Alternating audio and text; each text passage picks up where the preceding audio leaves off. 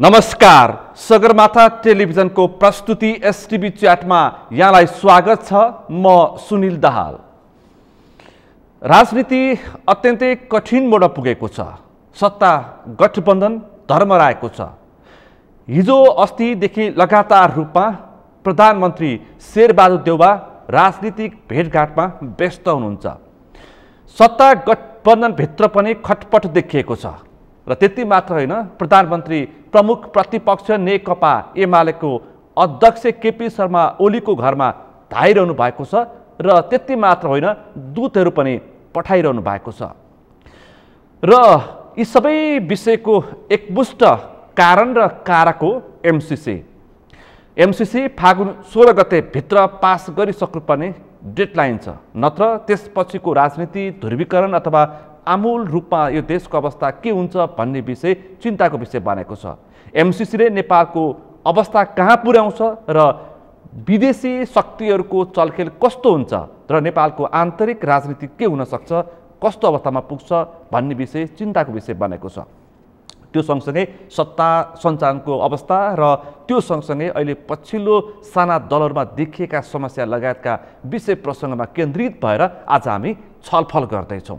आजको यस छलफलमा मसँग सहभागी हुनुहुन्छ स्वास्थ्य तथा जनसङ्ख्या राज्यमन्त्री एवं नेकपा एकीकृत समाजवादीका एकजना नेता भवानी खापुङ। यहाँलाई स्वागत छ। धन्यवाद। आराम हुन्छ? आरामै छु।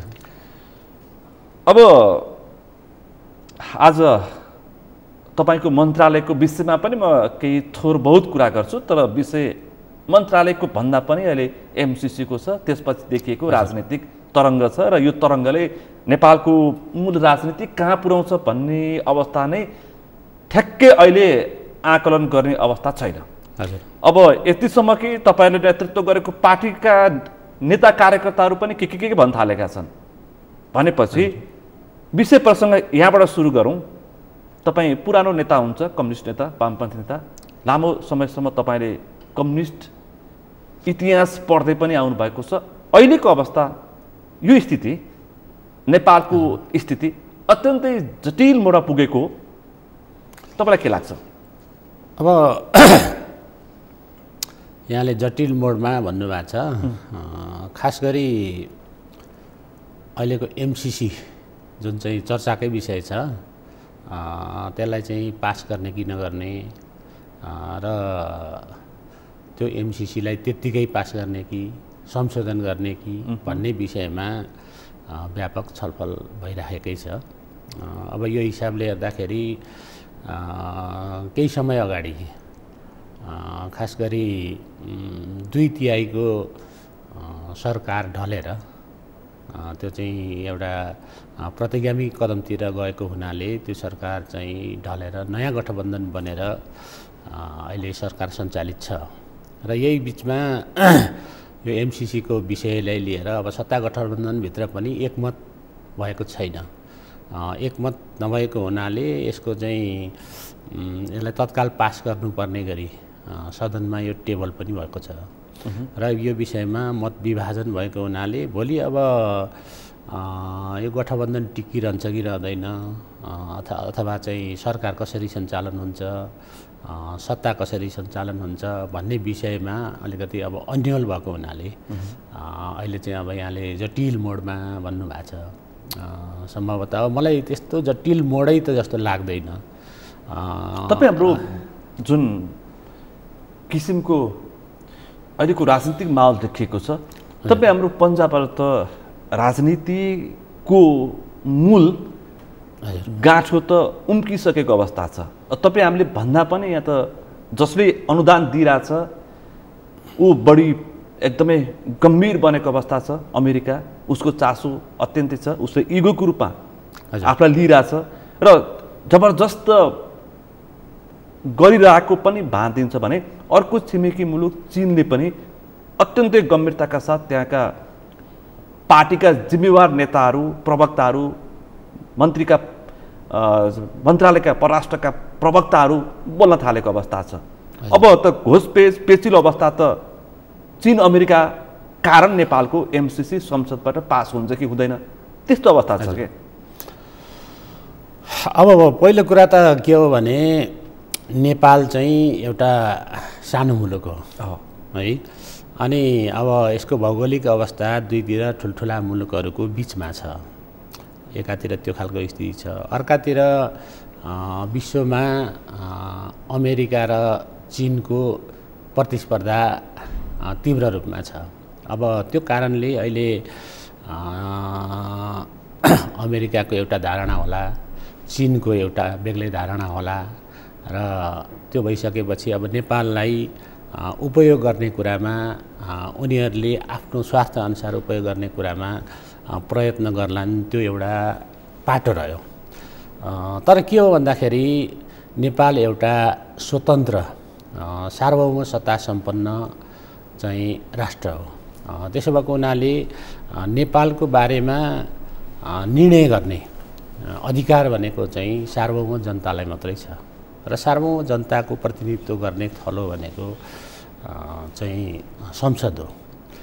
र अब दलीय सिस्टम भएको हुनाले विभिन्न राजनीतिक दलहरू छन्, विभिन्न राजनीतिक चाहिँ विचार भएका चाहिँ पार्टीहरू छन् र ती पार्टीहरूले आफ्नो आफ्नो चाहिँ दृष्टिकोण अनुसार अगाडि बढ्छन्, त्यो स्वाभाविकै हो। तथापि पनि राष्ट्रका प्रमुख सवालहरूमा, राष्ट्रका चाहिँ महत्त्वपूर्ण विषयहरूमा र चाहिँ एउटा चाहिँ सार्वभौम अधिकारका सवालहरूमा संसद एक हुनुपर्छ, एक ठाउँमा उभिनुपर्छ, त्यो त देखिँदैन भन्ने मलाई लाग्छ। तपाईँ एउटा जिम्मेवार नेता हुनुहुन्छ, तपाईँ एउटा अहिले स्वास्थ्य तथा जनसङ्ख्या राज्य मन्त्री हुनुहुन्छ। हजुर, तपाईँ दुई पटक निर्वाचित जनप्रतिनिधि पनि। अहिले नेकपा एकीकृत समाजवादी जसको नेतृत्व माधव कुमार नेपालले गर्दै आउनु भएको छ, एउटा तपाईँ जिम्मेवार नेता हुनुहुन्छ। तर अहिलेको अवस्था हेर्दाखेरि अब हामीले त भन्छौँ यो सार्वभौम सत्तामूलक, हामी आफ्नो निर्णय हामी आफै गर्न सक्छौँ, त्यो स्वतन्त्रता हामीसँग छ, त्यसमा कसैले केही भनिरहनु पर्छ भन्ने अवस्था तपाईँले भन्नुभयो। तर त्यो अवस्था देखिँदैन। अहिले दबाव प्रभाव, नेताहरूको दौडधुप, टेलिफोन, विदेशीको जिम्मेवार पक्षहरूबाटको अहिलेको प्रेसर हेर्दाखेरि अहिले त्यो अवस्थाबाट हामी अहिले परै पुगिसकेको अवस्था देखिन्छ। मुलुक जोगाउने कि नजोगाउने, जोगिन्छ कि जोगिँदैन, एमसिसीको पास फेल पछाडि के हुन्छ लगायतका किसिमका चिन्ता, अभिव्यक्ति, गुनासो यस्ता सुन्न थालिएको छ। अब मलाई के लाग्छ भन्दा अब यहाँले मुलुक जोगाउने कि नजोगाउने जुन चाहिँ कुरा उठाउनु भयो, यो एमसिसीकै विषयले नै अब त्यो ठाउँमा पुगिहाल्छ जस्तो मलाई लाग्दैन, यहाँले भने जस्तो।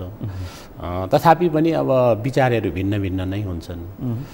भिन्न भिन्न भएको भए तापनि राष्ट्रका मूल सवालहरूमा चाहिँ नेपालका राजनीतिक दलहरू एक ठाउँमा आउनुपर्छ। जति बेला राजनीतिक दलहरू बिचमा अलिक बढी प्रतिस्पर्धा हुन्छ, अलिक बढी चाहिँ दल बिचमा चाहिँ कन्ट्राडिक्सन हुन्छ, त्यति बेला विदेशीहरूले विभिन्न कोणबाट खेल्ने कुरा त विगतदेखि गर्दै आएका हुन्। विगतको खेलाइ र अहिलेको खेलाइमा अलि फरक छ। यसलाई म के भन्न चाहन्छु, तपाईँलाई पनि थाहा छ, विगतको हाम्रो आन्तरिक राजनीतिकमा उनीहरूले खेल्ने चलखेल गर्ने त्यो अलि सामान्य प्रकृतिको थियो। अहिले त यहाँ ठुला राष्ट्रहरू एक अर्कालाई देखाएर प्रतिस्पर्धात्मक रूपमा पो देखिँदै आएका छन्। त्यसको रण मैदान, त्यसको भुमरीमा, त्यो गोल चक्करमा त अब तपाईँ हामी हाम्रो देश पो पिल्सिन्छ कि भन्ने चिन्ता छ क्या। खास यही छ, जनताले पनि यसैलाई बुझिरहेछन्। अहिले अब पछिल्लो अवधिमा त्यो खालको स्थिति देखिएकै हो। तर पनि अब मेरो विचारमा मलाई के लाग्छ भन्दाखेरि जब जब नेपालका चाहिँ राजनीतिज्ञहरू, राजनीतिक पार्टी नेतृत्व चाहिँ को बढी चाहिँ प्रतिस्पर्धा, बढी चाहिँ कन्ट्राडिक्सन हुन्छ, त्यति बेला उनीहरूले खेल्ने मौका पाउने नै हो। तैपनि अब नेपालको इतिहास के छ भन्दाखेरि अन्तिम घडीमा राष्ट्रियताको सवालमा, सार्वभौमताको सवालमा चाहिँ नेपालका राजनीतिक पार्टीहरू एक ठाउँमा उभिँदै आएका छन्। सङ्कट परेको बेला हामी विगतका चाहिँ थुप्रै उदाहरणहरू लिन सक्छौँ। र अब अहिले यो एमसिसी परियोजना को विषयलाई लिएर अलिक बढी चाहिँ चर्चा चलिरहेको छ। अवस्था अहिले धेरै नै पेचिलो बनेको छ, सडक तातेको छ, तपाईँहरू उता पनि भएको छ, भइरहेको सरकारमा बस्नु भएको छ, तपाईँका नेता कार्यकर्ताहरू सडकमा उफ्रिरहेछन्, ढुङ्गा मोडा गरिरहेछन् होइन। देश विदेशी चासो बढेको छ। नेपालका सामान्य समाचारहरू अमेरिका विरोधी देश सरकार सञ्चार माध्यमहरूले प्रसारण गरिरहेछन् महत्त्वका साथ। यहाँ ठुल्ठुला घटना हुँदाखेरि पनि प्रसारण गरिदिन्थे होइन। रसियन टेलिभिजनले समेत नेपालको चाहिँ सडक आन्दोलनलाई अत्यन्तै महत्त्वको साथ प्रसारण गरिरहेछ। चीनको ठुला मिडियाले प्रसारण गरिरहेछन् भनेपछि त अब बिस्तारै बिस्तारै विषय त गहिरो अवस्थामा पुगिसकेको हामी देख्छौँ क्या। अब परिस्थिति त्यस्तै हो। त्यही अब परिस्थिति त्यस्तो भए पनि अन्तिम घडीमा नेपालका चाहिँ राजनीतिक दलहरू, राजनीतिक पार्टीहरू, नेपाललाई सञ्चालन गर्ने नेताहरू एक ठाउँमा उभिनै पर्छ र यो समस्याबाट चाँडै एउटा चाहिँ टुङ्गोमा पुगेर एउटा निकास निस्कन्छ जस्तो आज 14 गते हजुर 15-16 2 दिनको जम्मा डेडलाइन छ। त्यसपछि एमसीसीले थप्दिन भनेर बारम्बार चेताउन दिइरहेछ एमसीसीका अधिकारीले, यतिसम्म कि त्यहाँका विदेश सहायक मन्त्री डोनाल्ड लु भन्नेले त फोनै गरेर सबै नेतालाई सम्झाइसकेका छन्। भनेपछि अब 2 दिनमा के हुन्छ कसो हुन्छ तपाईँहरू मन्त्रीबाट कतिखेर चेट हुने पत्तै छैन। अब जस्तो चाहिँ के अरे यही एमसीसीकै सवालमा भनौँ न, यस्तै त हो नि अहिलेको जरो र चुरो यही नै हो। अहिले यो नै देखिया छ। अब 2 दिन टाइम छ भनेर यहाँले जुन भन्नुभएको छ, अब यो 2 देश बिचको एउटा सम्झौता हो र त्यो सम्झौतामा जे चाहिँ के अरे प्रावधानहरू राखिएका छन् ती प्रावधानहरू चाहिँ अलिकति नेपालको कानुनसँग बाजिने, अलिकति अब नेपालको चाहिँ सार्वभौम चाहिँ अधिकारसँग चाहिँ कतै तलमाथि हुने भन्ने किसिमले चाहिँ क्वेसनहरू उठेका छन् र ती क्वेसनहरू उठेकामा त्यसलाई चाहिँ अब अमेरिकाले चाहिँ लामो समयदेखि नेपाललाई आर्थिक सहयोग गर्दै पनि आएको छ। यो अहिलेको चाहिँ विषय मात्रै होइन, 50औं वर्षदेखि अमेरिकाले नेपाललाई सहयोग गर्दै आएको छ। युएसएआइडीको चाहिँ नाममा चाहिँ कयौँ प्रोजेक्टहरू चाहिँ नेपालमा सञ्चालित भएका छन्। त्यसो भएको हुनाले अमेरिका पनि एउटा चाहिँ हाम्रो मित्र राष्ट्र हो, सहयोगी राष्ट्र हो। अब यसो भनिरहँदाखेरि पछिल्लो अवधिमा जुन यो एमसीसीमा केही प्रावधानहरू त्यस्ता राखिए जसलाई चाहिँ संशोधन गर्नुपर्ने, केही प्रावधानहरूलाई सच्याउनु पर्ने त्यो अवस्था छ त। अब 2 दिन समय छ, 2 दिन समय छ। 2 दिनमा हामी संशोधन गरेर अब पास गर्न सक्ने अवस्थामा छ। अब 2 दिनको कुरा जहाँसम्म छ, यो चाहिँ 2टा राष्ट्र बिचको भएको हुनाले र नेपाल र अमेरिका बिचको चाहिँ सम्झौता भएको हुनाले यो चाहिँ के हो भन्दाखेरि यो सम्झौताको विषयमा सिङ्गो नेपाल अहिले विवादित छ। सिङ्गो नेपालमा चाहिँ नेपालीहरू चाहिँ विवादित छन्। त्यसो भएको हुनाले यसलाई टुङ्गोमा पुर्याउनको लागि अझै छलफल गर्न आवश्यक छ, अझै बहस गर्न आवश्यक छ। त्यसो हुनाले अब यो 2 दिनमै टुङ्गिने कि नटुङ्गिने, अब मेरो विचारमा मलाई के लाग्छ भने यसलाई अलिकति केही समय यसलाई अझै थप छलफल गरेर, अझै चाहिँ यसलाई चाहिँ के अरे बहस गरेर र नेपालको हितमा, नेपालको चाहिँ के अरे सार्वभौम चाहिँ अधिकारको रक्षा गर्दै चाहिँ यसलाई टुङ्गोमा पुर्याउनु सम्भावना छ।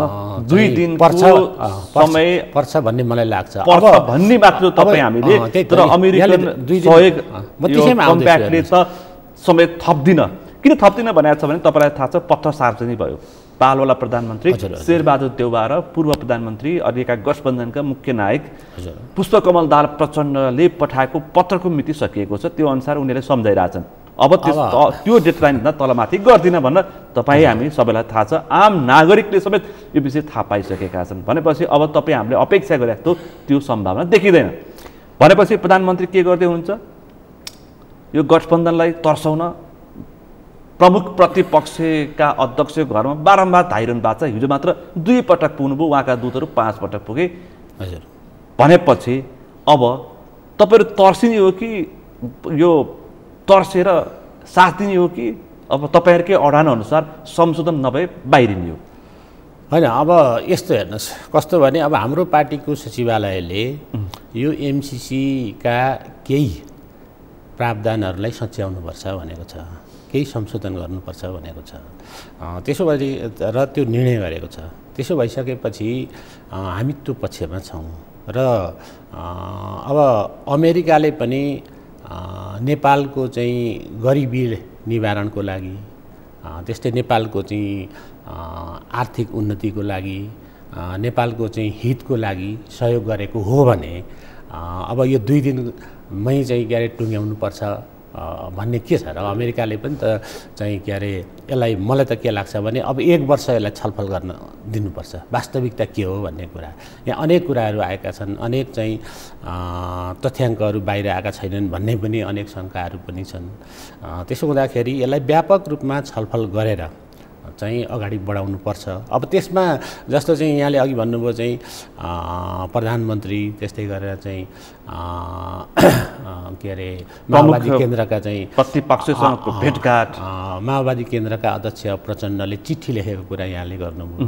अब उहाँहरूले चिठी लेखेर चाहिँ अलिकति सार्नुभयो भने अब फेरि पनि त चिठी लेखेर चाहिँ त्यसलाई रिक्वेस्ट गरेर अलि पछि सार्न पनि सकिन्छ, यसको चाहिँ समाधानको बाटोमा। त्यस्तै गरेर सम्भावना कतिको देख्नुहुन्छ? त्यस्तै गरेर तपाईँले 1 वर्षसम्म थपियो भने यसको निराकरण हुन सक्छ छलफल मार्फत भनेको छ। उसले जुन विषयवस्तुमा जुन शर्त तेर्साएको छ त्यसमा छलफल नै नगर्ने, जे छ त्यसअनुसार नै नेपालको संसदबाट पारित भयो भनेदेखि हजुर यो एमसिसी कम्प्याक्ट नेपालमा जान्छ, नत्र जाँदैन।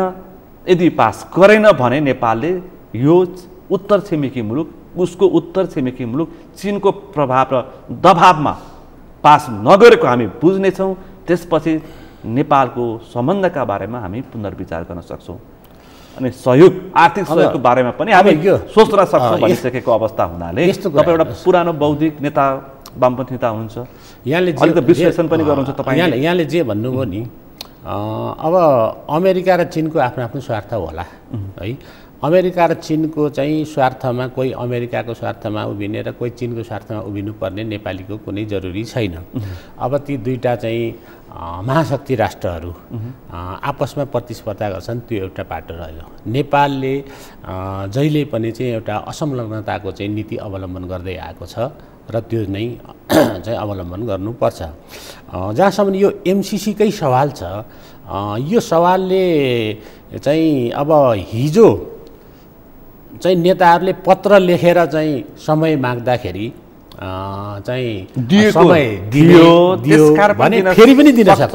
मैले अघि भने नि मुख्य कुरा मैले के भने, वास्तवमा अमेरिकाले नेपाललाई सहयोग गर्न चाहेको हो भने, अमेरिकाले नेपालको विकास र समृद्धिमा साथ दिन चाहेको हो भने नेपाली जनताको भावना अनुसार नै चाहिँ उसले पनि कुनै भित्री गर्नुपर्छ। कुनै भित्री रणनीति नराखिकन साथै नै नेपालको समृद्धि चाहेको र त्यसकारण अनुदान दिएको हो भने चाहिँ अझै पनि छलफल गर्ने समय दिनुपर्छ। तर यो त थुप्रो भइसक्यो। अब त्यस्तो होइन। 2017 सालमा तत्कालीन अर्थमन्त्री ज्ञानेन्द्र बहादुर कार्कीले हस्ताक्षर गरेर आज 2022 भइसक्यो। कति थप्ने अमेरिकाले पनि होइन, एमसिसी बोर्डले पनि कति थप्ने?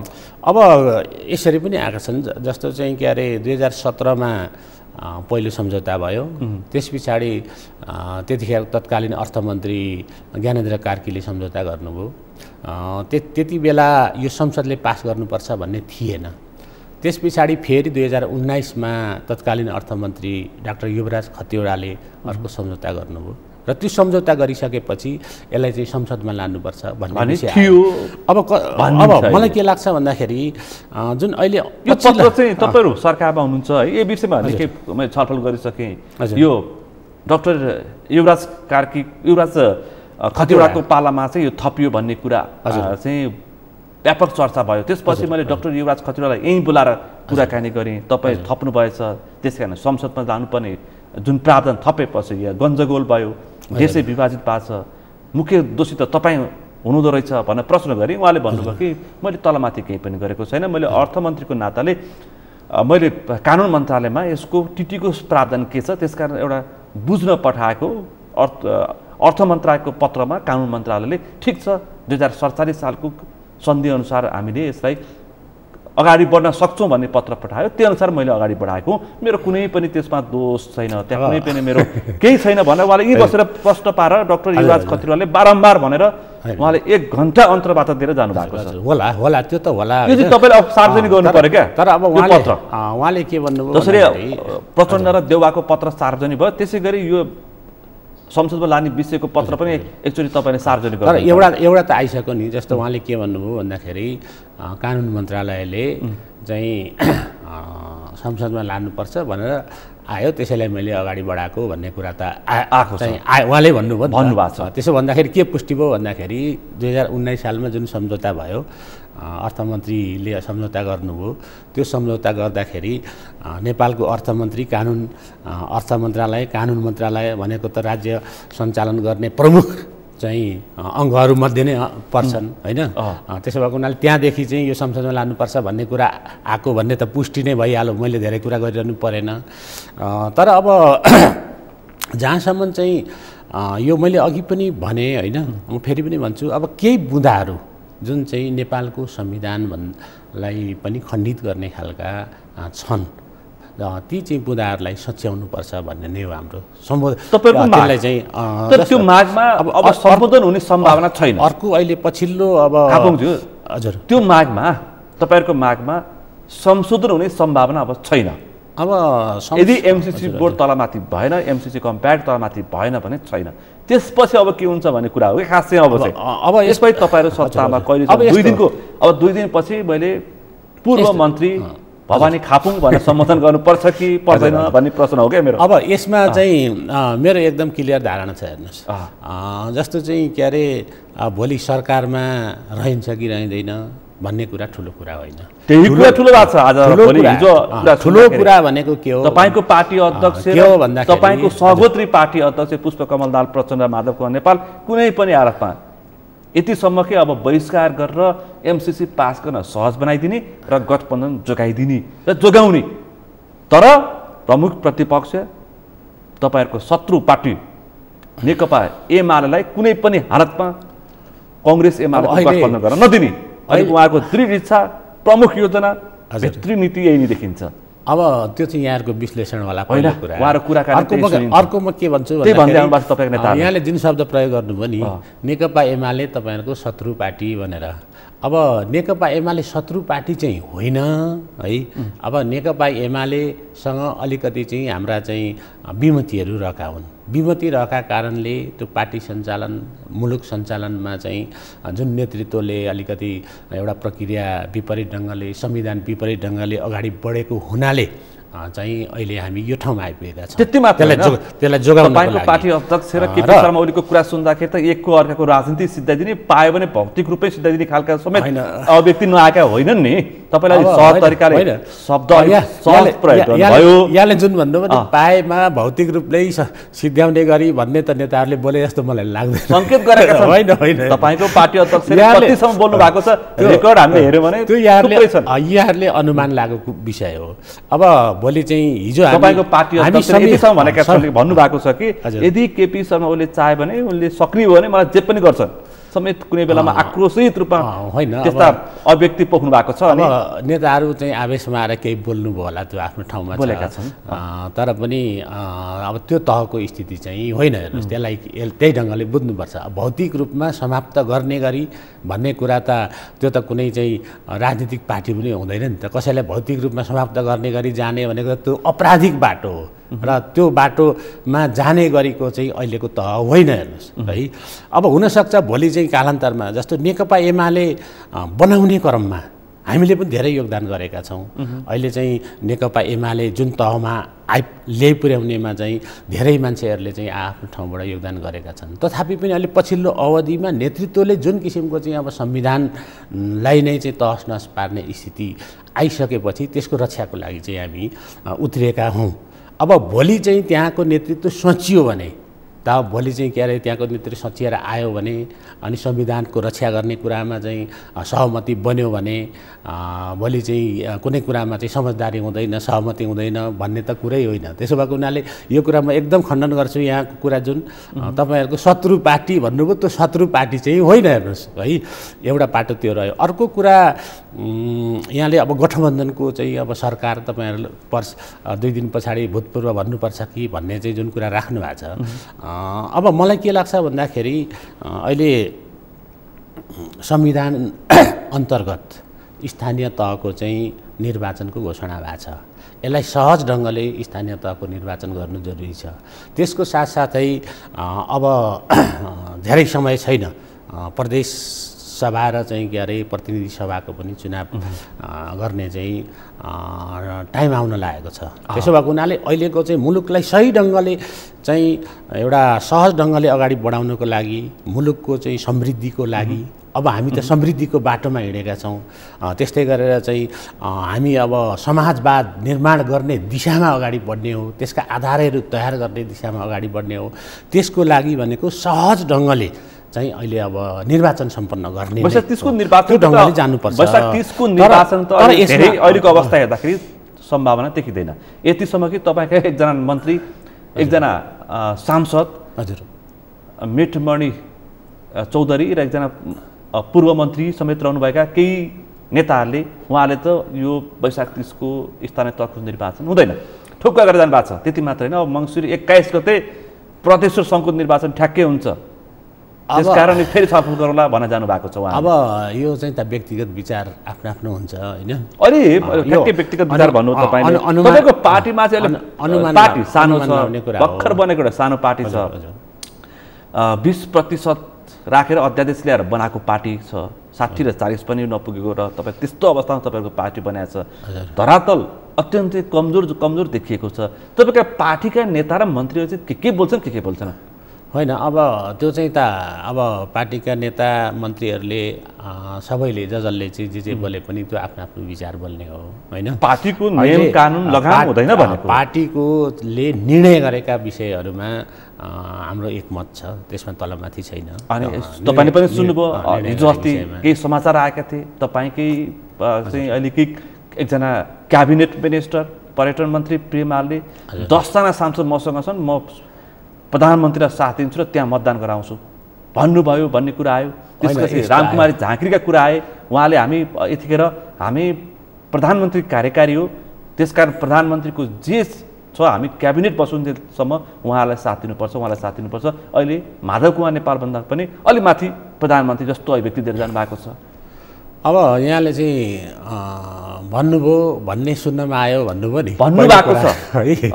त्यसैमा चाहिँ के छ, म के कुरा शहरी विकास मन्त्री रामकुमारी झाँक्रीले तपाईँकै कुर्सीमा बसेर भनेर जानु भएको छ होइन। त्यही त उहाँले भन्नुभयो होला होइन, समाचार पनि आए, तपाईँले पढ्नु भएको छ, तपाईँले अलि त सहज तरिकाले त्यसमा जवाफ दिने प्रयास मात्रै गर्नु भएको हो, तपाईँले सुन्नु भएको छ। पर्यटन मन्त्रीले चाहिँ 10 जना सांसद लिएर भन्ने कुरा गरेको सुन्नमा आएको भन्नुभयो। अब मलाई त्यस्तो लाग्दैन। हेर्नुहोस् किन लाग्दैन भन्दाखेरि हामी सबै एउटा पार्टीमा छौँ र चाहिँ पार्टीको निर्णयमा हामी सबै अडिग हुन्छौँ, यसमा कुनै उ छैन। पार्टीले निर्णय गरेका सवालहरूमा निर्णय गर्नुभन्दा अगाडि छलफल गर्ने, आफ्नो विचार राख्ने स्वतन्त्रता सबैलाई छ एकातिर। अर्कातिर हामी सरकारमा पनि छौँ। सरकारमा भएको नाताले, एउटा मन्त्री भएको नाताले चाहिँ पार्लियामेन्ट सिस्टममा प्रधानमन्त्रीप्रति आदर सद्भाव राख्ने कुरा, चाहिँ प्रधानमन्त्रीलाई साथ दिने कुरा चाहिँ अब त्यो पनि उत्तिकै महत्त्वपूर्ण कुरा हो। जति बेला विचार बाँच्छ, जति बेला चाहिँ अब प्रधानमन्त्रीसँग अरू मन्त्रीहरूको चाहिँ विचार बाँच्छ र चाहिँ के अरे त्यो सहमतिमा पुग्न सकिन्न, अब त्यस्तो स्थिति हुँदाखेरि त के छ र हामी मार्ग प्रशस्त गर्न नि कुनै चाहिँ समस्या पर्दैन। हेर्नुहोस् अब अहिले चाहिँ सकेसम्म हामी के भनिरहेका छौँ भन्दाखेरि अहिलेको नेपालको वर्तमान परिस्थितिमा यो संविधानको रक्षाको लागि पनि हिजो जुन ढङ्गले हामी लडेर आयौँ र चाहिँ यो अवस्थामा आइपुगेका छौँ, यो वर्तमान परिस्थितिमा यो गठबन्धनलाई कायम राख्नुपर्छ भन्ने छ हाम्रो। अहिले त गठबन्धन भन्दा पनि त ठुलो एमसीसी भइसक्यो। म त्यहाँ आउँदैछु, हेर्नुहोस्, एमसीसीले कारणले गठबन्धन त मिनिमाइज भइसक्यो। गठबन्धन कायम राख्नुपर्छ, त्यो नै एउटा चाहिँ निकासको बाटो हो भनेर चाहिँ हामीले भनिरहेका छौँ। माओवादी र एकीकृत समाजवादी त्यो भन्नुहुन्छ, तर प्रधानमन्त्री शेरबहादुर देउवा त्यसमा कुनै सुन्ने अवस्थामा हुनुहुन्न। उहाँ त जसरी भए पनि एमसीसी पास गर्ने, त्यसमा यो गठबन्धन बस्योस् टुट्योस् के होस् केही उहाँलाई मतलब छैन। उहाँ जसरी भए पनि एमसीसी पास गर्ने पक्षमा। तपाईँहरू चाहिँ सदास्य राखेर हुन्छ त नि। अहिले यहाँले मतलबै छैन भन्दा पनि उहाँ पनि छलफल गरिराख्नु भएको छ। अघि नै भन्नुभएको छ नि, विभिन्न नेताहरूसँग छलफल गरिराख्नु भएको छ, गठबन्धनका नेताहरूसँग नि छलफल भइरहेको छ प्रधानमन्त्रीको। त्यो त प्रधानमन्त्रीले बालकोट देखाएर त्यो कुमलटार तर्साको अवस्था छ नि त। तपाईँहरूले अनुमान लाएको न कुरा होला, किनभने यता बालकोट देखाएर खुमलटार तर्साएको भन्ने तपाईँहरूको अनुमान हो। तर मुलुकलाई निकास दिनको लागि छलफल हो नि त। त्यो त मुलुकलाई कसरी निकास दिन सकिन्छ, अहिले चाहिँ जुन एउटा चाहिँ जटिल अवस्थामा आइपुगेको छ त्यसलाई चाहिँ निकास दिनको लागि चाहिँ प्रधानमन्त्रीले पनि प्रयत्न गरिराख्नु भएको छ। अब भोलि चाहिँ के अरे, अब पार्टीले जुन किसिमको एउटा निर्णय गरेको छ, अब त्यो निर्णय अनुसार हामी सबै आफ्नो ठाउँमा चाहिँ के अरे दृढतापूर्वक उभिने कुरामा कुनै क्वेसनै छैन।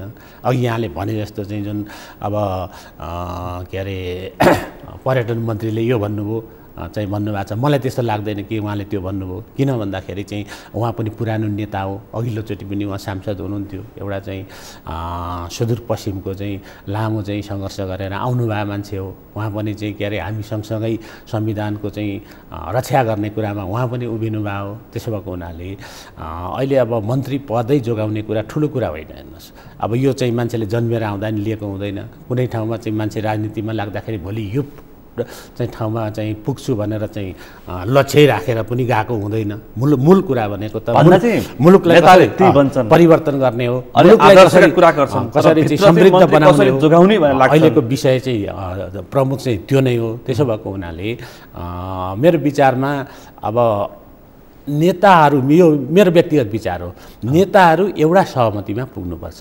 सिङ्गो नेपाल एउटा सहमतिमा पुग्नुपर्छ। एमसीसीको विषयमा नेपालमा विवाद भयो, विवाद भइसकेपछि यहाँका राजनीतिक दलहरू पनि विभाजित छन् र यसलाई एउटा निष्कर्षमा पुर्याउन जुन चाहिँ एमसीसीको यो परियोजना छ, हेर्नुहोस्, यो परियोजना जुन प्रस्ताव गरिएको छ, यो परियोजना भनेको नेपालको लागि अत्यन्तै महत्त्वपूर्ण परियोजना हो। अब हामी समृद्धिको दिशामा अगाडि बढेका छौँ र त्यो समृद्धिको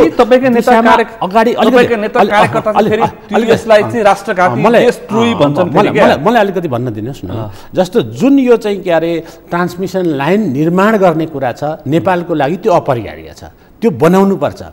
चाहे त्यो चाहिँ एमसीसी मार्फत आएको चाहिँ सहयोगले होस्, चाहे त्यो चाहिँ नेपालको आफ्नै सम्पत्तिले होस्, चाहे अरू कुनै चाहिँ के अरे दात्री संस्थाहरूको सहयोगले होस्, नेपालको लागि त्यो महत्त्वपूर्ण छ। किन महत्त्वपूर्ण छ भन्दाखेरि नेपाल भनेको चाहिँ जलस्रोतमा चाहिँ विश्वको चाहिँ दोस्रो धनी मुलुक भनिन्छ र नेपालको समृद्धिको लागि जलस्रोतको अधिकतम रूपमा उपयोग गर्न पर्छ। परियोजनाको बारेमा तपाईसँग छुट्टै छलफल गरौँला यसको विषयमा। अहिले त यसको अलिकति यो विकास परियोजना तपाईले भनेको रणनीतिक रूपमा आयो भनेर तपाईले तर्जुमा भएको छ। जे कुरा ल्याउँदै हुनुहुन्छ म त्यहाँ आउँदैछु। अनि यो योजना चाहिँ महत्त्वपूर्ण छ। मैले अघि भने अब चाहिँ के अरे बुढी गण्डकी बनाउन जरुरी छ, तम्मर हाइड्याम बनाउन जरुरी छ, यसलाई चाहिँ के अरे हामीले उत्पादन गरेको विद्युत चाहिँ विदेशमा बेच्न जरुरी छ, त्यसकारणले ट्रान्समिसन लाइन बनाउन जरुरी छ। अब यहाँ कहाँनिर आइपुग्यो भन्दाखेरि यो महत्त्वपूर्ण परियोजनामा एमसीसीले सहयोग गर्ने भयो र एमसीसीले सहयोग गर्दाखेरि नेपालमा त्यहाँ उल्लेख गरिएका चाहिँ बुँदाहरू सम्झौतामा नेपालको लागि केही बुँदाहरू आपत्तिजनक रहे र त्यसलाई चाहिँ सच्याउनुपर्छ भन्ने नै हो हाम्रो माग। यो चाहिँ के अरे सच्याएन भने के गर्ने भन्ने परियोजना चलाउनु हुँदैन भन्ने त होइन हाम्रो माग छैन है। खालि त्यहाँ चाहिँ सम्झौतामा जे कुराहरू राखिएका छन् ती अलिकति चाहिँ आपत्तिजनक भए तिनलाई संशोधन गर्नुपर्छ, सच्याउनुपर्छ भन्ने कुरा हो। र यसको लागि नेपालका राजनीतिक दलहरू एक ठाउँमा उभिए, एक ढिक्का भए भने चाहिँ अमेरिकाले सच्याएर पनि दिनुपर्छ। भएन भने दिएन भने अब चाहिँ के अरे त्यो परियोजना जस्तो एमसीसी आएन भने नेपालीहरू सबै भोकैले मर्छन्, नेपालमा चाहिँ कुनै विकासै हुँदैन भन्ने कुरा त त्यो त होइन नि। त्यस्तो हुन्छ जस्तो मलाई लाग्दैन। पक्षका व्यक्तिले त्यस्तै तर्क गर्दैछन्। अब यदि एमसिसी पास भएन भने मुलुक आर्थिक सङ्कटमा फस्छ, घेराबन्दी हुन्छ, मलाई त्यस्तो लाग्दैन। आर्थिक रूपमा असहयोग गर्छ अमेरिकाले, अन्य देशलाई पनि त्यही अनुसार प्रोत्साहित गर्छ, त्यसका निर्देश सकिन्छ भन्ने सम्मका कुरा आइरहेको छ। त्यस्तो लाग्दैन। किन लाग्दैन? घटना हुन्। एमसिसी त अहिले आएको, मैले अघि भने नि अमेरिका हाम्रो एउटा मित्र राष्ट्र हो। उसले चाहिँ 50औं वर्ष अगाडिदेखि नेपालमा अनेक किसिमका चाहिँ सहयोग गर्दै आएको छ। 50 वर्ष अगाडि दिएको अहिलेसम्म दिइरहेका युएसआइडी लगायतबाट दिएका सहयोगभन्दा अनुदानभन्दा त यो त फरक छ। त्यही र त विवाद भयो, त्यही र त समस्या आयो। अब यही समस्या अब यसो जाउँ, ठ्याक्कै कुरा जाउँ, परिमार्जन भएन भने तपाईँहरू सरकारबाट बाहिरिनुहुन्छ। अब यसलाई चाहिँ यो परिमार्जन हुनुपर्छ। भएन भने अब भएन भने गठबन्धन चाहिँ के अरे टुट्यो, त्यही कारणले टुट्ने भयो भने त अर्को के बाटो छ र? यसलाई चाहिँ के अरे अब 2 दिन पछाडि तपाईँहरूलाई मैले अहिले भने जस्तै पूर्व मन्त्री भनेर सम्बोधन गर्नुपर्ने अवस्था पनि नआउला भन्न सकिन्न। त्यो त सकिन्न। त्यसपछि तपाईँको पार्टी कुनै ग्यारेन्टी हुँदैन। तपाईँको पार्टी फुट्ने कुरा पनि आइरहेछ अहिले। पार्टी फुट्दैन, भर्खर बनिया पार्टी छ, बन्दैछ, बनिसकेकै छैन। हामी एकदम तलसम्म जाँदैछौँ, कयौँ ठाउँमा चाहिँ वडा तहसम्म हामी पुगिसकेकै छैनौँ भने अहिले फुटिहाल्ने स्थिति भन्ने कुरा हुँदैन। तर बहुदलमा के हुन्छ भने नि, बहुदलमा दलीय सिस्टममा अब कुनै चाहिँ अब व्यक्तिगत हिसाबले चाहिँ अब विचार मिलेन भने कोही मान्छे अलग हुने, कोही मान्छे चाहिँ अरू मान्छेहरू थपिने त यो चाहिँ के अरे प्रक्रिया नै हो। यो विषय मैले किन जोडेको भन्दाखेरि यो पछिल्लो समय तपाईँको पार्टी अध्यक्ष माधव कुमार नेपाल र नेकपा माओवादी केन्द्रका अध्यक्ष पुष्पकमल दाहाल गठबन्धन जोगाउने नाममा कुनै प्रक्रियाबाट भए पनि एमसिसी संसदबाट पारित गर्नको लागि उहाँहरू सहमत नजिक पुग्नु भएको छ भनेर हिजो र सम्मको बेलुकासम्मको त्यो किसिमको चर्चा आएको छ। त्यसकारण यो बिचमा म तपाईँलाई थप्छु कि तपाईँहरूकै वरिष्ठ नेता झलनाथ खनाल यति धेरै कठोरताका साथ एमसिसीको विरुद्धमा उभिनु भएको छ। यदि त्यो अवस्था आयो भने ध्वनि मतका आधारमा, संसदमा उपस्थित भएको सङ्ख्याको आधारमा यदि एमसिसी पास गरियो भने म पार्टीमा सोच्नुपर्छ भन्ने किसिमका सङ्केत उहाँले गर्नुभएको छ।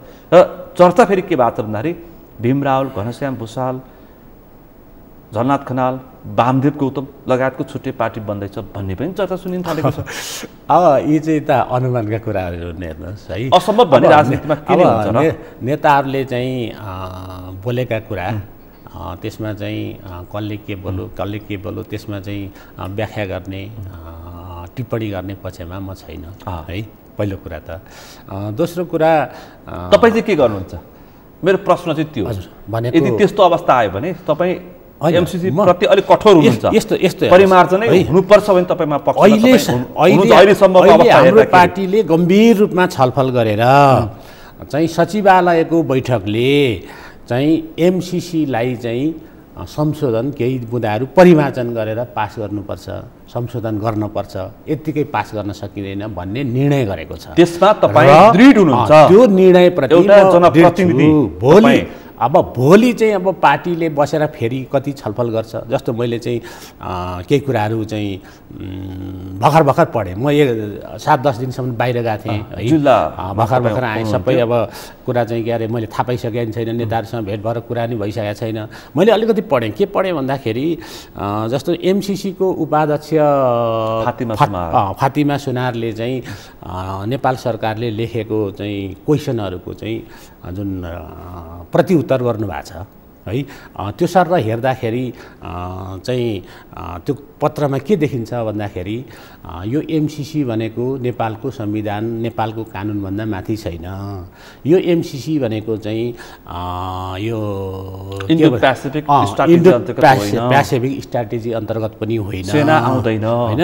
अनि लेखा परीक्षण गर्न पाउँछ नेपालले पनि। यी कुराहरू चाहिँ 9वटा विषय 9वटा बुदालाई बुदागत रूपमा उहाँले पठाउनु भएको छ। अब मलाई के लाग्छ, त्यसकै आधारमा प्रश्न थपी मैले, अब त्यसलाई नै मानेर तपाईँहरू एमसिसीलाई बहिष्कार गर्ने र प्रधानमन्त्रीलाई सहज बाटोमा पास गर्ने। मलाई के लाग्छ हेर्नुहोस्, मेरो विचारको कुरा हो हेर्नुहोस्। मलाई के लाग्छ भन्दाखेरि फतिमा सुनारले यहाँ आएर पनि धेरै कुरा बोल्नु भएको छ। त्यस्तै गरेर चाहिँ केही समय अगाडि अमेरिकाको सहायक विदेश मन्त्री होला, उहाँ पनि चाहिँ आएर केही कुराहरू बोल्नु भएको छ यो विषयमा। र उहाँहरूले बोलेका चिज र लेखेर पठाएका चाहिँ चिजहरूलाई त्यो चाहिँ के अरे एमसिसीको सम्झौताको अङ्ग बनायो भने, अङ्ग बनाउनु पर्यो नि त, अङ्ग बनायो भने मेरो विचारमा त्यो एउटा समाधानको बाटो निस्किन्छ। किन निस्किन्छ? हामीले केही कुरा संशोधन गर्नुपर्छ, केही मुद्दा भनेका छन्। अब त्यो भनेकोमा अनेक चाहिँ जिम्मेदारहरूले पनि बोलीका कुरामा पनि धेरै कुरा बोलेका छन् त्यो विषयमा। त्यस्तै गरेर चाहिँ एमसिसीको चाहिँ उपप्रमुखबाट जे लेखेर आएको छ, बुँदागत रूपमा लेखेर आएको छ, त्यसलाई पनि चाहिँ के अरे यो एमसिसीको सम्झौताको चाहिँ अङ्ग बनाइसकेपछि त त्यस्तो ठुलो चाहिँ आपत्ति मान्नुपर्छ जस्तो मलाई लाग्छ। त्यसकारण तपाईहरु अब सेफ फिनल्यान्ड तर अब त्यस्तो होइन, लेख्ने कुरा बोकेर जनताको मास गएर यस्तो छ है स्पष्टीकरण दिएको छ एमसिसी बोर्डले, त्यसकारण अब यो समस्या छैन, पास गर्नुपर्छ भनेर त्यसतर्फ गएर सरकार जोगाउने दाउपेचमा अब देखियो माओवादी र एकीकृत समाजवादी। चाहिँ यसलाई विश्लेषण कसरी गर्नुहुन्छ त्यो तपाईको कुरा हो होइन, तर जे चिज चाहिँ बोलेका कुरा र लेखेर आएका कुराहरूलाई यो सम्झौताको चाहिँ के अरे अङ्ग बनाइयो भने है, त्यो सम्झौताको अङ्ग बनाइयो भने मेरो विचारमा के लाग्छ भन्दाखेरि त्यो चाहिँ उत्तिकै सम्झौताको चाहिँ बुँदा यस्तो कुरा थाहा पाएको तपाईहरुले किन त विरोध गरेको, किन यति धेरै चर्का ठुलठुला कुराकानी गरेको, किन सडकमा कार्यकर्ता उतारेको, ढुङ्गा मुडा गरेको, घाइते बनाएको? मैले अघि भने त मैले अघि कुरा भन्नु पर्दाखेरि त सरकारमा बस्ने, सडकमा जाने, नैतिकताको आधारमा तपाईँ एउटा जिम्मेवार नेताले त राजीनामा दिनु पर्थ्यो।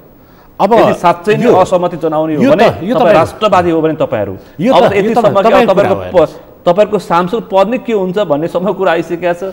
देउबा र ओलीको समर्थन सहमति भयो भने त्यस 14 गते पछाडि 16 गते पछाडि त तपाईहरुको सांसद पद नै जाला छ। यसो गरौँ न सुशीलजी, क्वेशन तपाईले उठाउनु भयो, त्यो उत्तर दिइसक्नु मलाई। अब पहिलो कुरा के हो भने हामीले जे चिज उठाएका छौँ है, त्यो चिज चाहिँ प्राप्त भयो भने त त्यसलाई चाहिँ त समर्थन गर्नुपर्छ है, मैले भनेको कुरा। अब चाहिँ के अरे हामीले उठाउँदै नउठाएको विषय भएको भए एउटा बाटो हुन्थ्यो। अब हामीले त्यो सम्झौताभित्रका केही बुँदाहरू आपत्तिजनक छन्, तर त्यस पछाडि भएका छलफल बहस र पत्राचारमा ती आपत्तिजनक छैनन् है। नेपालको चाहिँ संविधान चाहिँ अन्तर्गत छ है, नेपालको चाहिँ के अरे कानुनमाथि छैन है भनेर लेखेर आउँदाखेरि आएको छ भने त्यसलाई पनि त्यो सम्झौताको अङ्ग बनाउनुपर्छ। सम्झौतामा जति बुँदाहरू आएका छन् त्यसमा चाहिँ ती बुँदाहरू पनि थपिनुपर्छ। अब त्यो थपियो भने त हामीले चाहिँ के अरे त्यसलाई संशोधन गर्नुपर्छ भनेको छ, त्यो संशोधन भयो। संशोधन भइसकेपछि त हाम्रो त मागै त्यही हो नि त। परियोजना चाहिँ के अरे चलाउनु हुँदैन। संकेत तपाईले गर्नुभयो, तपाईले गम्भीर संकेत देख्नुभयो, गराउनु भयो कि अब त्यो परिमार्जन जो एमसिसी बोर्डले 9वटा, यहाँ मैले पनि टिपेर ल्याएको छु, 9वटा विषयलाई यसरी स्पष्टीकरण दिएको छ बुँदागत रूपमा। स्ट्राटेजी के हो, लेखा परीक्षण के हो, सेना आउँछ के आउँदैन, नेपालको बौद्धिक सम्पत्ति कसको अधिकार हुन्छ, भारतसँगको जो सहमति लिने विषय के हो, ट्रान्समिसन लाइनमा त्यसमा के गर्ने, त्यो सँगसँगै थुप्रै विषयहरू त्यसमा जोडिएका छन्। त्यसमा यो अब तपाईहरुले यो कागज देखाएर कार्यकर्तालाई भुल्याएर यो गलत कुरा मतबाट देखाएर र चाहिँ कार्यकर्ताले नगरिकन मतदान अल्बल्याएर नभन्नुस् है। यो चिजलाई तपाईले अहिले भनेको चिजलाई, यो मेरो व्यक्तिगत विचार है, फेरि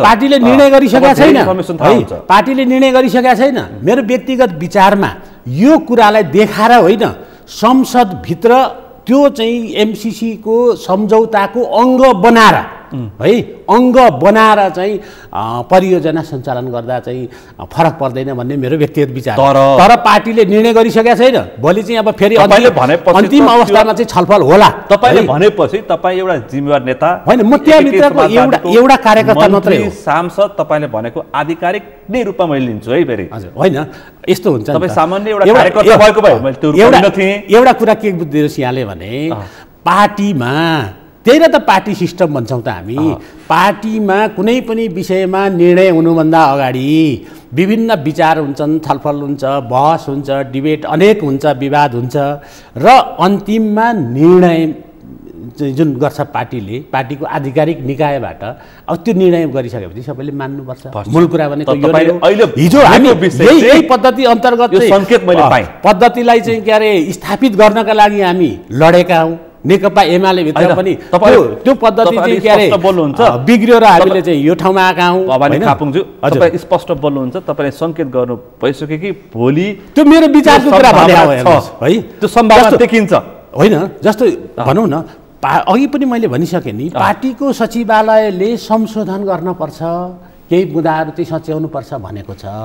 त्यो चाहिँ सचिवालयका सबै नेताहरू बसेर निर्णय गरेको चिज हो होइन। जुन चिज चाहिँ अब संशोधनको दिशातिर गयो भने त्यसलाई चाहिँ मान्दिनँ भन्न मिल्छ र?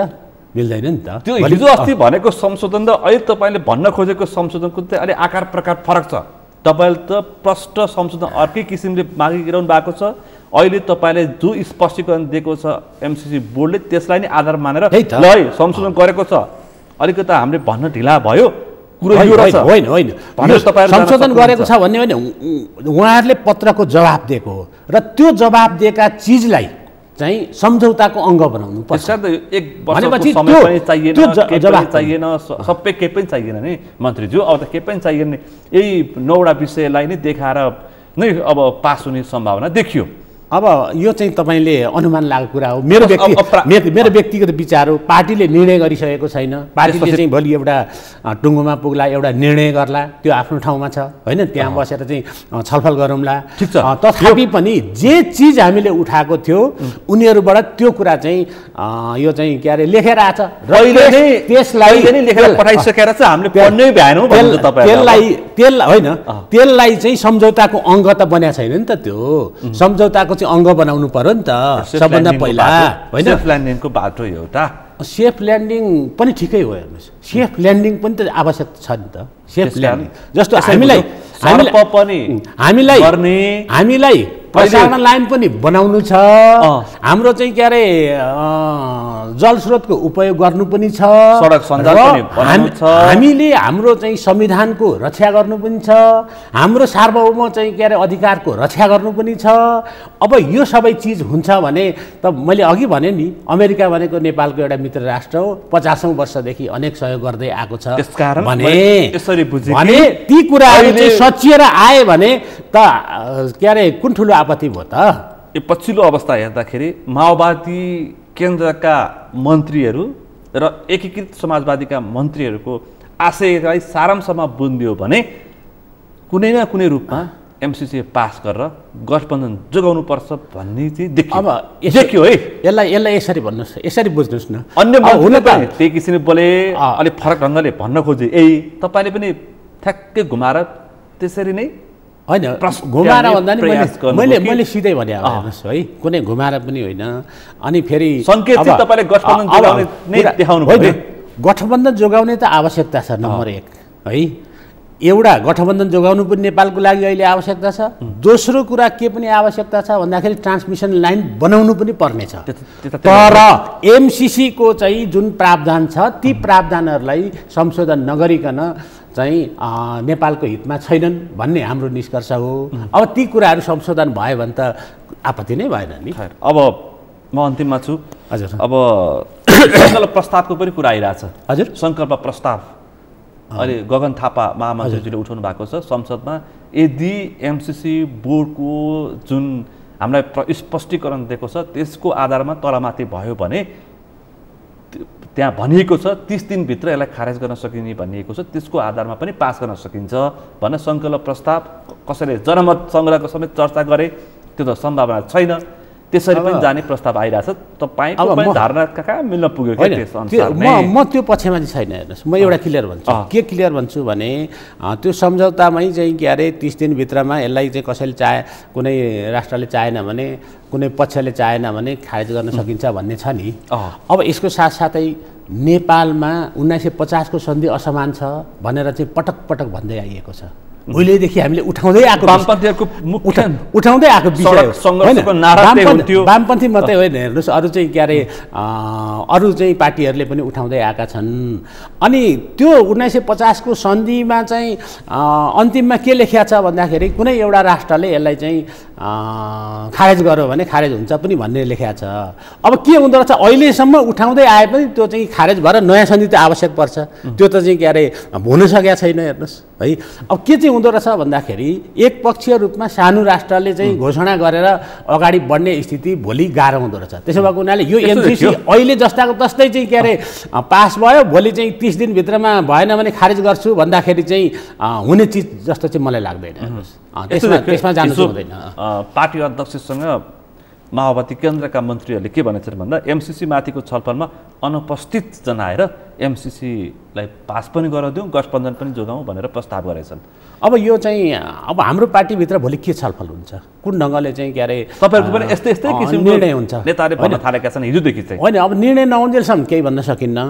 पार्टीभित्र बसेर निर्णय भइसकेपछि मात्रै भन्न सकिन्छ यो विषयमा। तपाईँलाई के लाग्छ? यो मैले यसरी बुझेँ, यसलाई सेफ ल्यान्डिङ गर्नु आवश्यक छ। मैले प्राविधिक कुरा गरेँ, जोर घटाको सङ्ख्याको हिसाब पनि यतिखेर कङ्ग्रेसको कति, एमालेको कति, माओवादीको कति, संसदमा उपस्थित सदस्य कति छन्, त्यसको आधारमा यसरी पास गर्न सकिन्छ भनेर जोर घटाउ पनि सुरु भएको छ होला। अब गर्नेले गर्छन् नि, भइरहेछ। अब त प्राविधिक कुरा नै भइसक्यो भने मतदानको स्थितिमा गयो भने त जोर घटाउ त स्वाभाविक चाहिहाल्यो नि।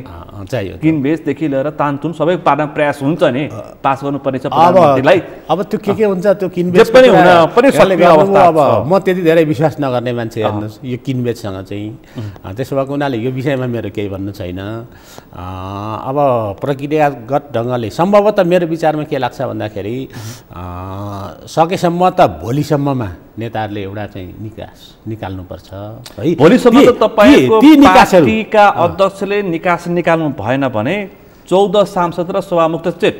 अब यो किनकि 16 गते त प्रधानमन्त्री कुनै पनि हालतमा एमसिसी पास गर्नुपर्ने छ। तपाईँहरूसँग रहेर ठिकै छ, रहेन भने एमालेसँग बसेर पनि गर्नु छ। एमालेसँगको सहमति गर्ने बित्तिकै सांसद पद चेट, पूर्व सांसद यो हेर्नुहोस् यस्तो है, सभामुख चेट, महन्त ठाकुर सभामुख रे।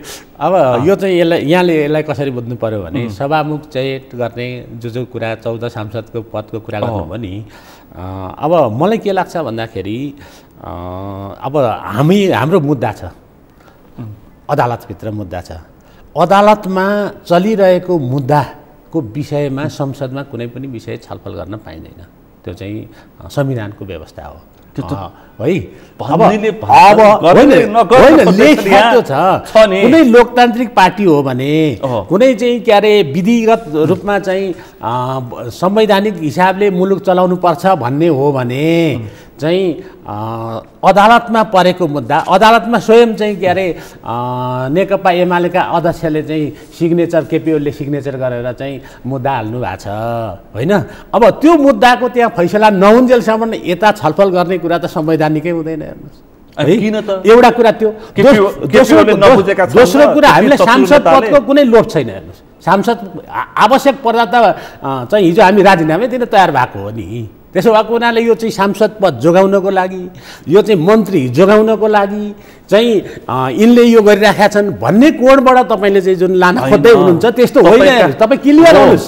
तपाईँका नेताहरूले भनेका छन् गठबन्धन जोगाउनुपर्छ, पार्टी त्यो त अहिलेको मुलुकको आवश्यकता हो। गठबन्धन जोगाउनको लागि किन गठबन्धन जोगाउनु पर्छ? किन त्यस्तो हुन्थ्यो? अहिलेको आवश्यकता हो। संविधानको रक्षाको लागि पनि हिजो त्यत्रो हामी चाहिँ लडेर गठबन्धन बनाएको हो। त्यसो भए कुनै अहिलेको त्यो आवश्यकता पुरा गर्नुपर्छ पनि हो। जसरी व्याख्या गर्दा पनि हो, व्याख्यात्मक अवस्थामा पनि एमसिसी पास गर्ने व्याख्या गरेर अहिले तपाईँले भन्नु व्याख्यात्मक रूपमा पनि एमसिसी पास गर्ने भन्ने पनि कुरा होइन। व्याख्यात्मक रूपमा होइन, मैले फेरि क्लियर गर्छु है। व्याख्यात्मक रूपमा होइन, जे कुरा सम्बोधन गरिएको छ त्यो चिजलाई चाहिँ सम्झौताको, एमसिसीको सम्झौताको अङ्ग बनाउनुपर्छ भन्ने चाहिँ हो। मैले यसरी बुझ्छु एमसिसी पास हुन्छ। म अहिले भन्ने त्यो चाहिँ बारेमा त अब के भन्न सकिन्छ र अब त्यो भोलि पर्सिको कुरा हो होइन।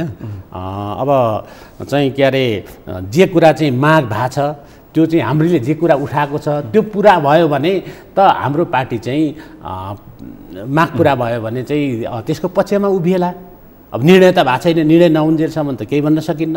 अहिलेसम्म निर्णय भएको के हो, सचिवालयले यसलाई संशोधन नगरी पास गर्न सकिँदैन। के भन्दै हुनुहुन्थ्यो भने अब एमसीसीले माधव र प्रचण्डको पार्टी त धुलो पिठो बनाउँछ, हिजो त्यही भन्नु पो होइन।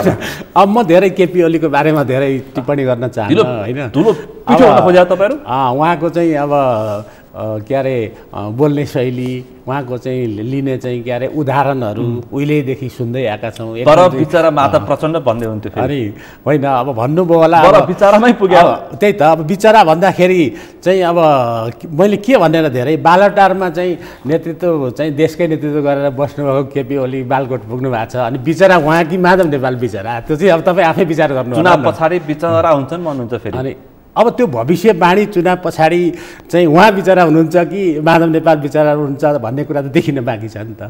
त्यो त अब 1 वर्षपछि 8-9 महिनापछि हुने चाहिँ के अरे निर्वाचन सङ्घीय निर्वाचन कति बिचरा कसलाई दया गर्नुपर्छ हो, त्यस पछाडि देखिने कुरा। अहिले अब को बिचरा हुन्छ भन्दैमा एकजना नेताले चाहिँ फलानु बिचरा हुन्छ भन्दैमा त्यसमा विश्वास गरिहाल्नुपर्ने स्थिति म देख्दिनँ। हेर्नुहोस्, सारा चाहिँ मान्छे चाहिँ बिचरा भनिहाल्नुपर्ने स्थिति देख्दिनँ। अब माधव नेपालले केपी ओलीलाई बिचरा भन्दै हुनुहुन्छ, केपी ओलीले चाहिँ माधव नेपाललाई बिचरा भन्दै हुनुहुन्छ। जनता अब चाहिँ जनता चाहिँ मनोरञ्जन लिइरहेछन्, नेताहरूको बोली सुन्छन्। अब यो थाहा छैन, जनताले एउटा मैले भनिहाल्नु पर्ने, जनताले चाहिँ के अरे मनोरञ्जन लिइरहेछन् कि सिरियसली चाहिँ यो चाहिँ अहिलेको मुलुकको चाहिँ समस्याको बारेमा छलफल बहस गरिरहेका छन्, त्यो चाहिँ मूल्याङ्कन हामी पनि जनतालाई सोधिरहेछौँ। अब अन्तिममा छु, तपाईँ पहिलोचोटि मन्त्री हुनुभएको कस्तो अनुभव भयो? अब म के गर्दै हुनुहुन्छ, के गर्नुभयो? होइन, यस्तो हेर्नुहोस्, मन्त्री त म पहिलोचोटि नै भयो, तथापि पनि म 2070 सालदेखि निरन्तर छु संविधान सभामा, संसदमा छु। त्यस कारणले चाहिँ मन्त्रीमण्डल मन्त्रीको बारेमा निरन्तर तर आफूले अनुभव जानकारी छु होइन। त्यसो भएको हुनाले मलाई कुनै चाहिँ ठुलो चिज प्राप्त भइहाल्यो भनेर म एकदम हर्षविभोर भएर चाहिँ एकदम के न पाएँ भने जस्तो लागिरहेको छैन। अनुभव कस्तो भइरहेको छ? अनुभव त चाहिँ मैले अघि भने नि, अब मैले जे अनुमान लगाइरहेको छु त्यस्तै नै छ। अब धेरै कुरा सुधार गर्नु छ। म अहिले मुलुक चाहिँ के अरे सही दिशामा अगाडि बढाउनको लागि मन्त्रालयदेखि लिएर चाहिँ तल्लो तहसम्म, वडा तहसम्म हाम्रा चाहिँ निर्वाचित निकायहरू छन्, धेरै कुरा सुधार गर्न बाँकी छ। अब अहिले यो छोटो समयमा म त्यो सबै कुरा चाहिँ राख्ने चाहिँ समय पनि छैन, हेर्नुहोस् है। तथापि पनि मुलुकप्रति चिन्ता गर्दाखेरि राज्य सञ्चालनमा धेरै कुरा परिवर्तन गर्न आवश्यक छ। र भवानी खापुङले भने जस्तो जनपक्ष रूपमा मन्त्रालयको नेतृत्व गर्न सकिरहेका छैनन् है भन्ने पनि सुन्न थालिएको छ है। अब गरे, हल्ला खल्ला चाहिँ गरे, अब अहिले चाहिँ मिठा कुरा चाहिँ गरे, काम चाहिँ गरेका छैनन्, बोल्दा मात्रै रहेछन्, काम गर्दा रहेनछन् भन्दैछन्, पछिल्लो समय त्यस्तो सुन्न थालिएको छ। अब अहिले चाहिँ अब कस्तो छ भने हामी 2 जना छौँ है, 2 जना छौँ। अब मेरो बोस त विरोध खतिवडा मन्त्री उहाँ नै हो होइन। हामी धेरै कुराहरू सरसल्लाह गरेरै काम गरिराखेकै छौँ। अब कति गर्न सकियो, कति गर्न सकिएन भन्ने कुरा त जनताले पनि मूल्याङ्कन गर्ने हो भविष्यवाणीदेखि। मन्त्रालयको प्रमुख चाहिँ के अरे यति बेलाको प्रमुख चाहिँ काम भनेकै यो महामारीसँग लड्ने नै थियो होइन। खोप त चाहिँ के अरे जनताले पाइरहेका छन् नि, कुनै समस्या छैन। मैले धेरैचोटि भने तर एउटा कुरा के सम्झिनुहोस् भने अब हामीले आयोगै गठन गर्यौँ, छानबिन समिति गठन गर्यौँ, त्यसले चाहिँ रिपोर्ट पनि दिएको छ र त्यो ढङ्गले हराएको पनि होइन। र हराउँदाखेरि पनि म भन्छु नि, तपाईँ हराउँदाखेरि सरकारले चाहिँ के अरे बिना पैसा सित्तै तल ओडामा पुगेर चाहिँ खोप लगाइराखेको छ, अनि हराएर चाहिँ कहाँ चाहिँ हाल्नु त? यो घटघटी पिउने चिज हो र होइन? कसैले चाहिँ बजारमा चाहिँ अब बिक्री हुने चिज हो र यो, अनि कहाँ हराउनु? अब तलमाथि भयो, तथ्याङ्कमा चाहिँ कतिपय चाहिँ तथ्याङ्क माथि पठाउने कुरामा चाहिँ ढिला भयो भन्ने कुरा बुझ्नु। थुप्रै विषय प्रसङ्ग छलफल गरियो लामो समय पछाडि, तपाईँले स्पष्ट गरी त्यसको प्रति जवाफ दिने प्रयास गर्नुभयो। जनताले कसरी बुझे, जनताको नै हातमा छोडिदिउँ। आजको यो विषय प्रसङ्गमा, यो संवादमा सहभागिता जनाइदिनु भएकोमा आभार व्यक्त गर्न चाहन्छु। हस्, यहाँलाई पनि धेरै धन्यवाद छ। यहाँले चाहिँ यहाँको टेलिभिजन मार्फत मेरो आफ्ना विचारहरू चाहिँ जनतासँग चाहिँ पुर्याउने जुन अवसर प्रदान गर्नुभयो, सगरमाथा टेलिभिजनलाई धेरै धेरै धन्यवाद। आज हामीले विशेष गरी यो एमसीसीसँग जोडिएका विषय प्रसङ्ग, गठबन्धन, माओवादी र एकीकृत समाजवादीको यो पछिल्लो किसिममा देखिएका सेफ ल्यान्डिङका प्रयास, यसको अन्तर्कुन्त के हो र अबको यो 2 दिनको डेडलाइनमा एमसीसी पास हुन्छ कि हुँदैन र त्यसपछिको नेपालको मूल राजनीति कतातर्फ उन्मुख हुन्छ। प्रधानमन्त्रीको ध्येय अत्यन्तै दृढ छ एमसीसी प्रति, त्यसकारण अबको मूल राजनीति, देशी विदेशी चासो के हुन्छ लगायतका विषय प्रसङ्गमा छलफल गऱ्यौँ। आजको छलफलमा मसँग सहभागी हुन्थ्यो नेकपा एकीकृत समाजवादीका एकजना वरिष्ठ नेता एवं अहिलेका स्वास्थ्य तथा जनसङ्ख्या राज्य मन्त्री भवानी खापुङ। आजको विषय प्रसङ्ग यति नै। भोलि अर्को विषय प्रसङ्गका साथ एसटिपी च्याट ल्याउने बाचा गर्दै म सुनिल दाहाल पनि बिदा चाहन्छु। सगरमाथा टेलिभिजन हेर्दै गर्नुहोला। नमस्ते।